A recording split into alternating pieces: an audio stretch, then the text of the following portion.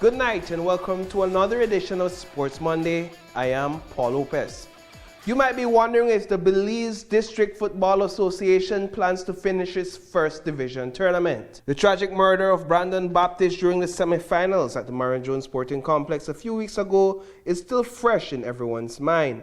The final showdown between Survivors F.C. and Tut Bay F.C. is now set for March 1st. We spoke with Ian Gaynair, an executive member of the Football Association, about the upcoming match and the security measures in place. And I like that both sides, they have a big fan base, so I think the energy is high and everybody is looking forward to the finals. Everybody asking me, when is the final?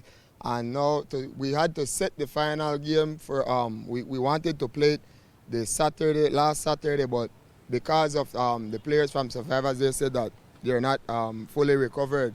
So we want to give everybody a fair chance. And now this week, we can't play the game on, we was going to play the game this coming Sunday, but we can't play it due to some players from Tut Bay, about 5 of their players.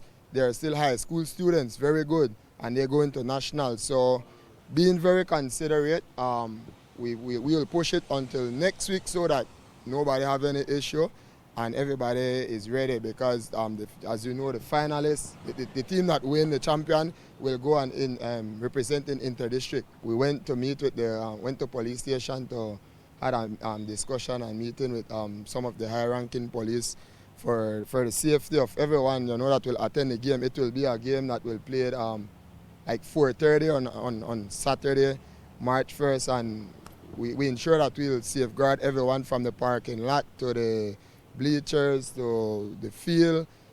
Officials, everybody will be safe, and we'll bring out a lot more police. So as we said, that tournament is set to conclude on March 1st. And as you heard from Gaynair, the secondary school football nationals are set for this coming weekend. Palote and Gwen Lizaraga High Schools will proudly represent Belize Central in the tournament. This decision was made over the weekend at the Marion Jones Sporting Complex. Palote High School took on St. Catherine's Academy for the spot. The rains that came down earlier that day left the football field wet and muddy. The first goal of the match came from SCA's Malaya Garcia. She sent the ball flying towards the goal and got the bounce over the goalkeeper's head. A foul on SCA's number 9 sends her plunging into mud and water, and a red card for Palote's Ariane Hernandez. Early in the second half, Palote's Jaisha Bernardes gained control from midfield, sprinted towards goal and gently tapped the ball over the goalkeeper's head to put her team on the scoreboard. 5 minutes later, SCA's Malaya Garcia once again from out of nowhere sends the ball into goal and regains the lead for SCA. Bernardes scored again in the 62nd minute of the game with a corner shot that bounced off the keeper and went into the goal, tying the game at 2 apiece. Bernardes later scored a penalty shot awarded to her team from a foul inside the penalty box. She scored and completed a hat-trick. Her team took the lead with 3 goals. The match finished with that score, sending Palote High School to the national tournament. We heard from Bernardes. So I saw my team struggling a little bit, so during the second half I told my coach that I think we should make a change, which is putting me at the top and putting 2 other persons to defend in my place where I was before, so we could at least score, and when we're finished score we could defend. So that's how I guess the game ended in our favor. The boys' game was a whole different story. Gwen Lizaraga's team absolutely crushed Wesley's boys, ending the match with a staggering 10-0 score. From the very start, it was clear which team was superior, and Gwen Lizaraga dominated the field. Wesley opened the game with possession of the ball. It is cleared with Gwen Lizaraga's Calvin Thornton hot on his heels. A clean tackle leads to a turnover and a goal for Thornton 6 seconds after the starting whistle was blown. Thornton went on to score an additional 3 goals for 4 at the end of the game. The remaining goals came from 5 other Gwen Lizaraga players. Now let's paddle away from football and dive into some thrilling canoe racing action. The La Ruta Maya Belize River Challenge is upon us. The last race ahead of that Grand Slam event was held on Saturday.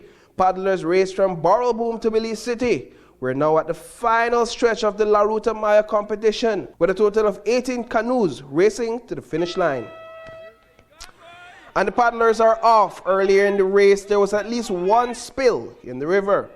Just outside of Ladyville, heading into Belize City, 3 teams are in the lead, stern to stern, Guava Limb, Memory Lane Global Missions, and Team Lucas Oil mixed. Heading into Belize City at the Hullova Creek Bridge, Global Missions gained a slight edge over Guava Limb as they pressed on to the finish line. From the Riverside Tavern, where the finish line was set, spectators watched as Global Missions paddled ahead with a commanding lead over Guava Limb. They crossed the finish line in first place, leaving Guava Limb to take second. Team Lucas Oil, featuring 1 female paddler, secured third place. We caught up with the victorious team for their thoughts. I want to say thanks to my 2 teammates, Christian and Carlos. They are good paddlers, and training is everything, and once you put in the work, you get good results.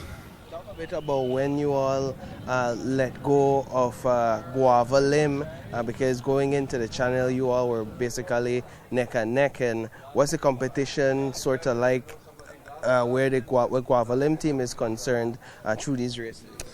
Well, you can't underestimate anybody right now, and you know Guava Limb, they're the defending champions of Ruta Maya.